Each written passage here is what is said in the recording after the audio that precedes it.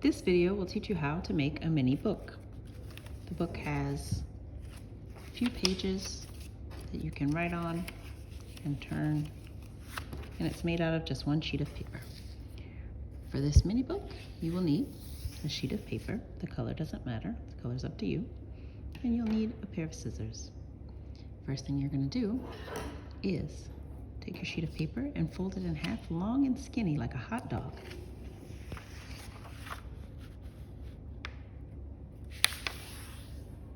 Crease it, then unfold it and fold it in half, short and fat like a hamburger.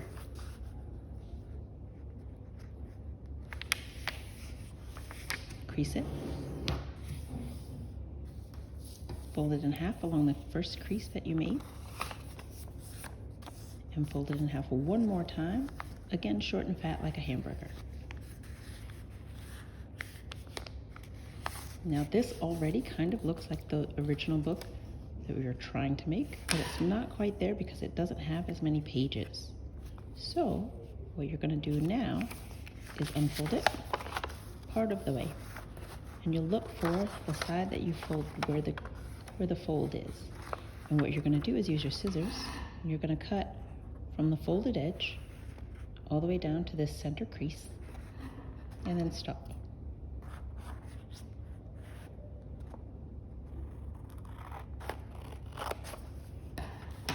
So here we have just a little fold there. And what you're going to do is open it up and unfold it, then fold it in half again, long and skinny like a hot dog. And you see we have this hole. You're going to push the two sides together, and then you see all of the pages starting to form. So we can just fold it over like this and crease the edge.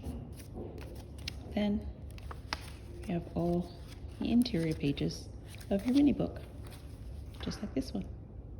That's it. Good luck.